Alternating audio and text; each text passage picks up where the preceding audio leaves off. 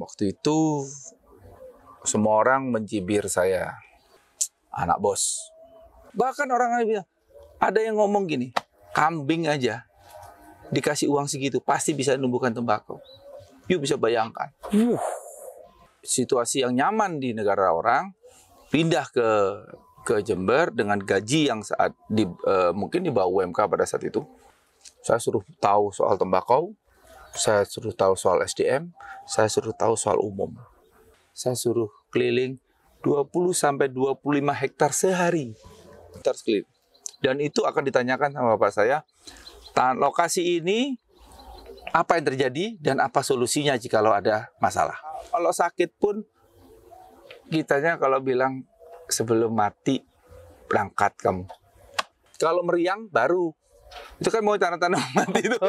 Baru boleh di rumah. Jadi kalau kenapa tahan banting? Karena prosesnya memang kita harus turun dulu sampai titik yang terendah supaya kita tahu masalah di bawah. Sampai detik ini saya tidak mau ada namanya bos di perusahaan saya. Tim. Dasarnya karena saya sudah pernah di bawah. Dari bantingan itu.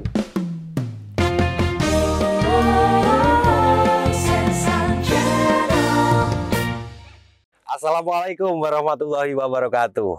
Selamat pagi, salam sehat, salam sersahan. Obrolan serius tapi santai. Pagi ini luar biasa sekali. Kalau biasanya kan kita memang cari tempat yang asik untuk ngobrol. Ya. Tapi ternyata di lahan tembakau pun menjadi tempat yang asik untuk ngobrol. Iya kan Mas? Ini masih tetap dengan Mas Febrian Anantakar. Selamat pagi. Ini ada sesuatu yang menarik Mas di sini Mas. Saya tadi nyari sampean kan. Kok pas di lahan tembakau gitu katanya kan. Nah, saya baru ingat itu. Saya kan pernah ke ruangan jenengan. Ya. Itu ada lukisan Bapak ya. Dengan jenengan. Terus ada kata-kata di bawah. Feb, ciri orang baku itu tahan banting, banyak akal, dan lillahi ta'ala. Itu yang kita mau kupas sekarang. Ini. Kita lihat ini sekarang. Ini fotonya. Nah, ini pas Mas, karena kan orang baku. Orang baku itu bahasa Jawa, artinya orang tembakau. Maksudnya orang yang bergerak di bidang tembakau. Petani tembakau atau apapun lah yang berhubungan dengan tembakau. Dan kebetulan kan Mas Web juga sebagai orang baku kan? Iya. Nah, pastinya saya pengen lebih jelasnya tentang kalimat dari Pak Kahar, bapak beliau itu adalah tokoh nasional di bidang tembakau. Saya mau mengulik tentang apa sih maksudnya kalimat-kalimat dari bapak itu, Mas? Jadi gini, sebenarnya ceritanya panjang. Kenapa saya sebagai tobekomen dari sekarang itu termasuk salah satu yang menurut saya generasi berikut dari tobekomen yang bisa diandalkan di bidang tembakau ini, terutama tanaman. Ini keahlian saya. Jadi kalau dirunut dari mana dulu? Tahan banting. Oke. Tahan banting itu ada dua fase. Fase saya sebagai anak atau fase saya sebagai karyawan. Mungkin sebagai anak terlalu privasi ya. Ya, sebagai karyawan lah. Baik, Pak. Sebagai karyawan dimulai tahun 99 akhir saya datang ke Jember. Waktu itu semua orang mencibir saya. Anak bos. Anak bobo bawang lah. Alah, anak bapak Nah, ya udah. Karena memang berada di bawah bayang-bayang bapak gitu ya. Ya, dibiarin. Sama bapak saya itu dibiarin. Asli dibiarin. Nggak ada prioritas. Caci, maki itu dibiarin. Beliau tahu beliau tahu banget bahwa saya disepelekan. Bahkan ada beberapa orang yang bilang tidak mungkin bisa. Apalagi saya sifatnya kan petarung seperti ini. Jadi saya tidak bisa. Bagi saya pada saat itu hitam atau putih. Jadi kalau banyak orang nggak benar ya saya sikat. Pada tahun pertama saya suruh ngikutin aja. Beliau kemana? Bayangin orang Orang teknik industri, S2 informatika suruh baku ngikutin. Dan pertanyaannya enggak kira-kira, hanya baku, suruh belajar baku. Oke, belajar baku, kita suruh sortasi. Sortasi, beliau datang ke gudang itu tidak apa ya? Tidak schedule. Acak gitu ya. Acak. Saya harus datang on time, pulang kalau bisa bersama tutupnya gudang. Jadi fasilitas itu minim, dibuat seminim mungkin. Situasi yang nyaman di negara orang, pindah ke Jember dengan gaji yang mungkin di bawah UMK pada saat itu. Pas UMK saat itu.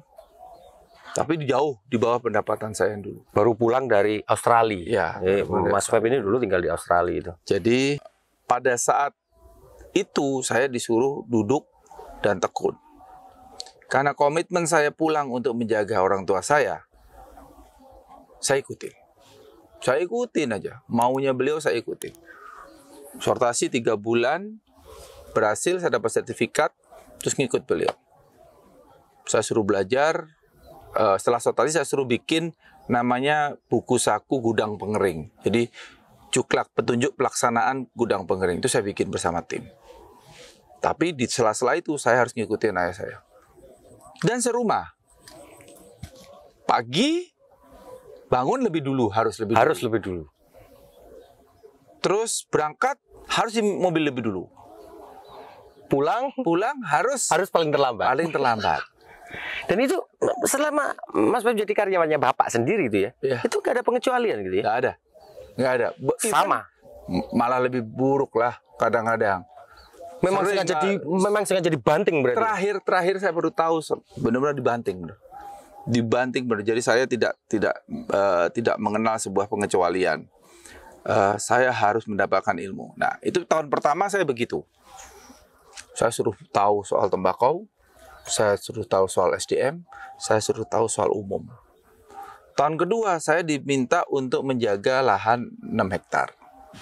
Namanya di sini Satman atau Mandor lah, 6 hektar. Saya tahu bagaimana bedengan congklak itu memindahkan tanaman. Saya suruh nanam. Saya pindahkan sendiri ke tanaman dari bedengannya di lahan gitu. Terus begitu dipindahkan satu persatu ke tanaman. Saya suruh belajar nyangkul. Nyangkul? Suruh belajar gimana cara nyangkul. Tanyakan orang gimana cara nyangkul. Bisa kamu nyangkul gitu, dites. Itu benar-benar step-stepnya isinya ya penderitaan itu. Saya pada saat itu merasakan penderitaannya. Tapi karena kasih sayang saya sama bapak saya dan ibu saya telan aja.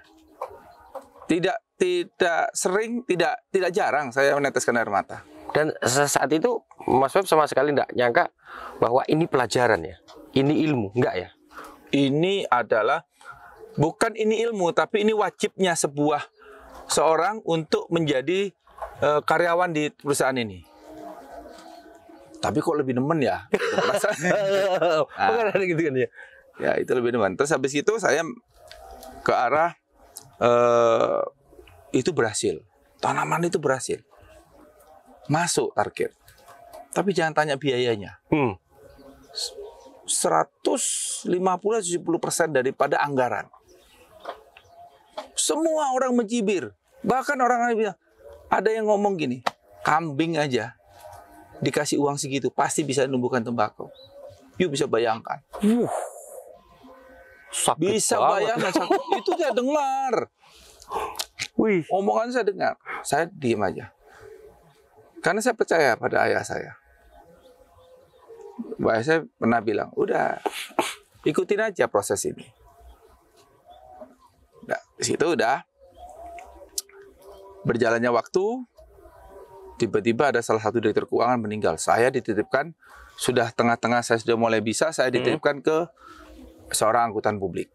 Belajar pembukuan dan keuangan. Dari tanaman yang beberapa selesai, tahun seluruh belajar itu. Saya suruh menghandle beberapa masalah keuangan di perusahaan.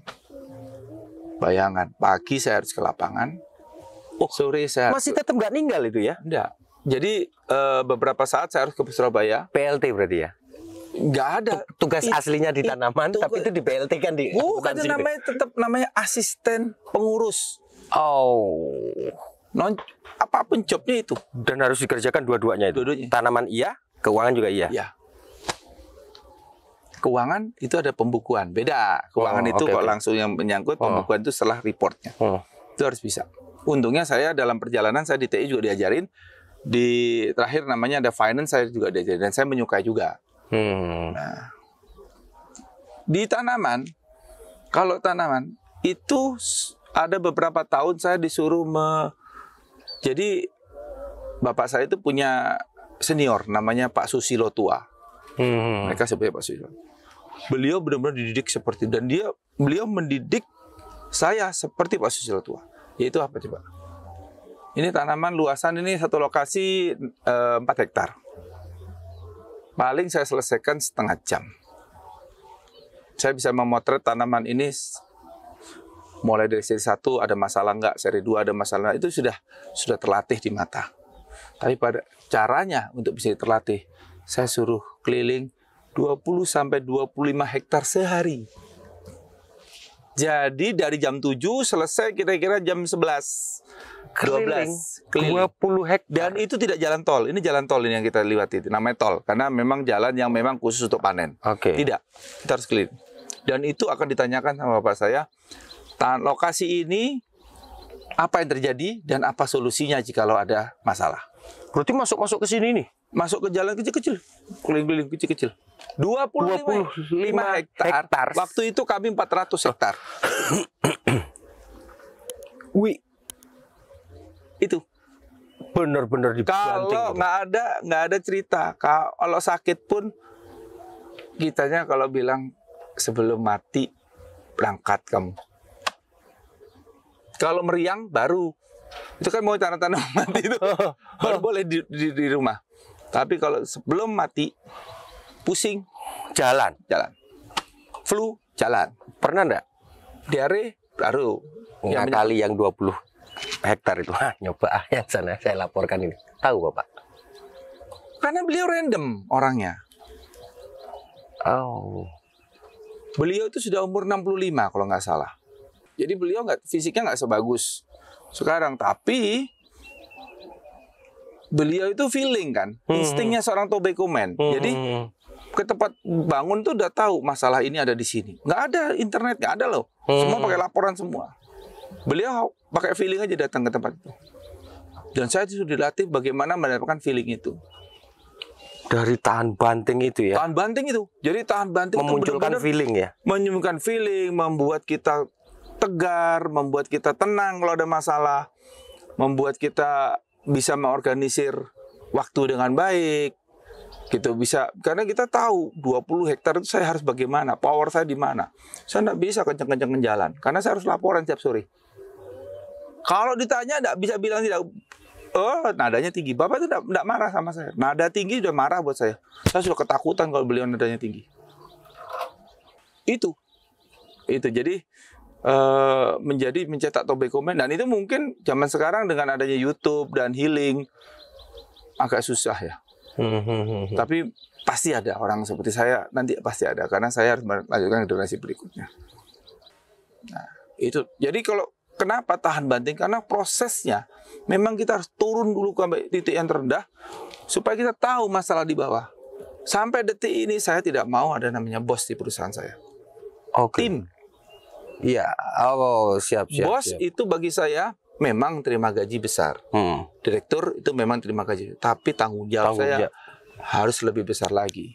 Nggak fair dong kalau kamu gajinya lebih besar, dirimu lebih besar gajinya, tapi tanggung jawabmu juga sebesar saya. Tanggung jawabmu, dirimu yang gajinya lebih kecil dari diri saya, tapi tanggung jawabmu sebesar saya. Nggak fair. Nggak mungkin. Nggak fair. Itu nggak fair. Jadi saya harus menjaga fairness itu. Nah, tapi dasarnya karena saya sudah pernah di bawah dari bantingan itu. Mas, setelah ini kan kita bahas tentang banyak akal. Nah, ini salah satu yang saya punya banyak akal. Maksudnya gini, mulai tadi saya lihat sampean nyigar asik aja, saya Pingin juga. Akali akali. Ini akalnya banyak karena cara pinginnya sepet ya. Nah,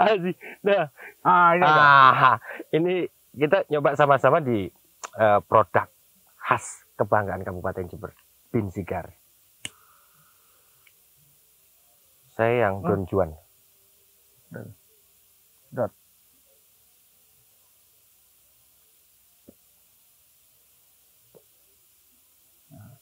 Ini kayu cedar. Ini aja impor. Untuk wangi. Oh, oke. Wangi dong. Oh, beda ya. Bisa kalau pakai bambu-bambu biasa nggak bisa? Itu mercon bumbu. Bisa. Mas, ini menarik karena dari kalimat itu dijelaskan sekali saja. Yang ini, yang awal saja ya, yang dari apa? Tahan banting. Itu ternyata pelajaran yang oke. Bapak tokoh tembakau untuk mengajarkan putranya yang memang bergerak di bidang tembakau. Tapi kayaknya itu tidak hanya bisa berlaku untuk tembakau. Itu saya pikir untuk semua. Semuanya. Semua harus tahan banting. Orang itu harus tahan banting. Artinya gini ya. Bapak itu pernah bilang juga mengenai tahan banting ya.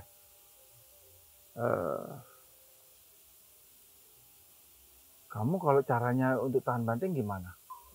Ada 2 cara. Pertama, diem. Kalau ada masalah, diem. Jangan curhat sama orang, diem. Kalau kamu curhat sama orang, kamu akan curhat ya, curhat bukan sharing. Bukan sharing, Kamu akan menimbulkan masalah baru kalau orang itu keliru menangkap. Oke, bukan orang yang tepat. Bukan menambah ringan, tapi menambah beban kamu. Dan itu ada hadisnya loh. Oke, betul. Ya. Kedua, nanti yang terakhir. Oke. Nah, jadi benar-benar Allah itu ada. Gitu. Jadi tenang aja, diem aja seolah-olah. Kalau kamu ada masalah terus kamu panik, itu akan menimbulkan masalah baru. Apalagi seorang pemimpin gak boleh panik. Diem aja, tenang. Kalau perlu. Saya pernah dapat masalah gitu ya. Saya diem. Ketiduran ya. Tidak apa-apa. Karena memang ada masalah kan suruh tidur. Pertama suruh wudhu dulu. Oke. Sholat. Wudhu, sholat, tidur. Untuk nge-refresh. Ya.